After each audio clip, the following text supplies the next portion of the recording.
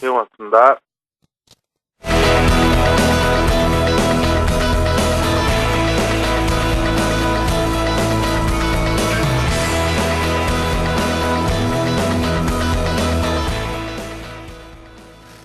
예, 시종일관 출발 전략 시간입니다. 개장하고 18분 흘렀습니다. 시장과 종목을 아울러 보면서 전략 세우도록 합니다. 두 시장 일단 어제 충격에서 장 초반에는 조금 벗어나면서 소폭 상승세 유지하고 있습니다. 박준현 차장님은 지금의 시장 상황을 모멘텀이 없는 공백기다 이렇게 규정을 하셨는데요. 예, 대응 전략은요. 예, 지난 시간에도 제가 이제 그런 말씀을 드렸을 겁니다. 유동성 장세라고 이야기하지만은 유동성이라고 하는 것은 결국은 위험의 선호도가 증가할 때만이 시장에 이제 들어오는 것이다라고 말씀드린 바가 있었고요. 그렇다면은 어떤 모멘텀이 없는 상황에서 막연하게 유동성 장세에 대한 기대감을 갖는 것은 다소 조금 위험하다는 말씀을 지난 시간에 드린 바가 있었고요. 그렇다면 지금 현재 모멘텀의 어떤 공백기라고 할 수 있겠고요. 그렇다면은 지금은 오히려 눈에 보이는 것에 좀 집중하자 이렇게 말씀을 드리고자 합니다. 지금 현재 시장의 가장 큰 이슈는 미국의 공공부채 상향에 관한 이슈죠. 지금 현재 한 2개월 정도 지금 연기를 시켜놓은 상황인데요. 이것이 지금 어떻게 마무리 짓느냐에 따라서 사실 시장의 향방이 좀 결정이 될 부분이고요. 아마 1분기 동안에는 시장의 어떤 체계적인 위험으로 작용할 시장의 조정 이슈로 좀 작용할 것으로 좀 예상이 되고 있습니다. 특히 최근에 엔저가 가속화되면서 원화 강세 이슈가 지금 경기 민감주들에게는 상당히 좀 조정 요인으로 좀 작용을 하고 있는데요. 그렇기 때문에 지금 현재는 업종과 종목의 선택이 중요한 시점이 아닐까 생각이 돼서요.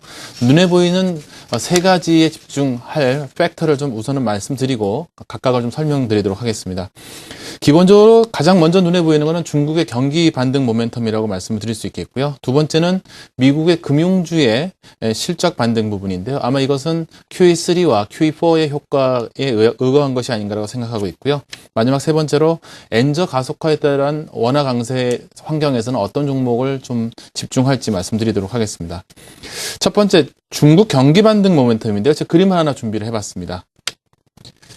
지금 현재 중국의 EU 주요 수출국에 대한 수출 증가율을 나타낸 표인데요. 잘 보시면은 이게 지금 마이너스입니다. 전년 대비해서 마이너스율을 나타낸 건데요. 11월 달에는 전년 대비해서 마이너스 비율이 상당히 컸습니다. 프랑스나 이탈리아나 독일 쪽으로 수출했던 수출 증가율이 상당히 안 좋았는데요. 12월 달에 상당히 크게 지금 수출 증가율이 지금 늘어나고 있다라고 지금 보시면 될 것으로 보이고요. 다음 그림 보시면은요.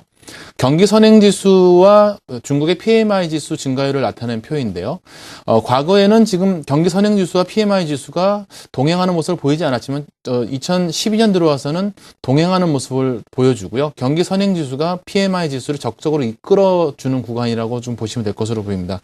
지금 현재는 중국 경기가 상당히 반등하는 부분은 앞으로도 추가적으로 이어질 가능성이 크고요. 그렇기 때문에 1분기를 만약에 바라본다면은 지금 4분기 실적 이슈 때문에 주가 조정을 받는 화학업종이 최선호 업종이라고 생각을 하고 있습니다. 금호석유, 롯데케미칼, SKC를 지금 현재 최선호 종목으로 보고 있는데요. 그 가운데 금호석유 같은 경우에는 글로벌 천연고무 쪽에서 지금 1위 업체죠. 글로벌 지금 타이어 업체들의 증설이 2013년에 줄줄이 이어져 있기 때문에 가장 탑픽으로 지금 보고 있고요.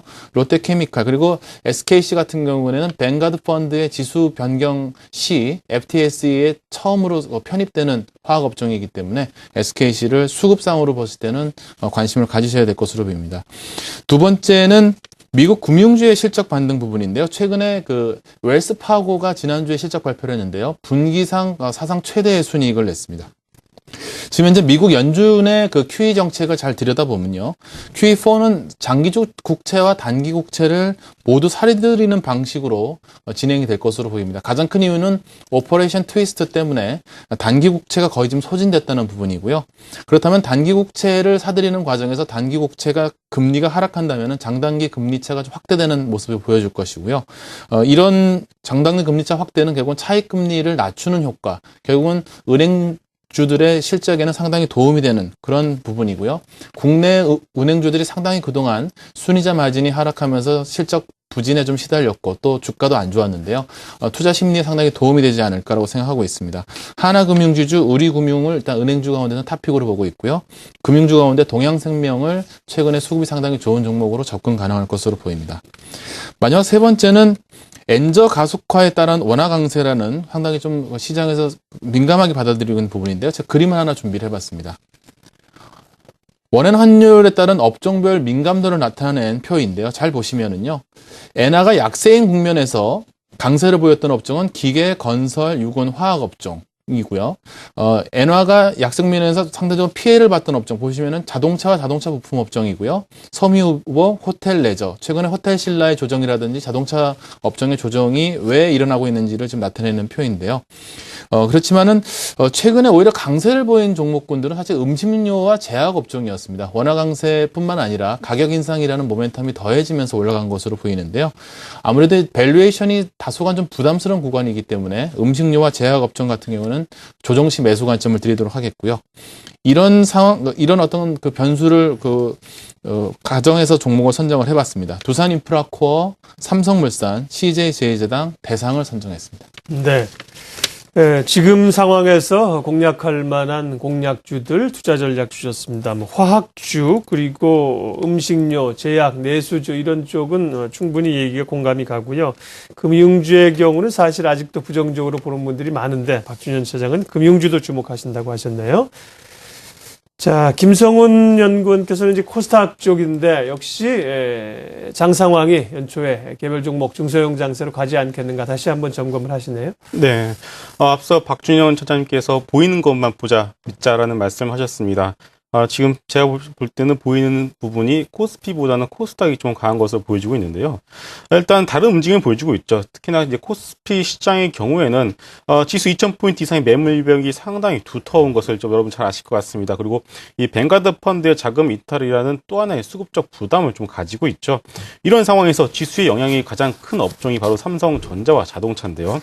자동차 같은 경우 이미 추세를 이탈한 상황이죠. 거기 더해서 이제는 삼성전자마저 이제 애플의 딜을 쫓아서 이제 적어도 올해 고점을 찍은 것은 아니냐라는 어떤 그런 얘기가 조금씩 나오고 있습니다. 그러다 보니까 코스피 지수의 움직임도 상당히 좀 둔화되는 것이 느껴지고 있는데요.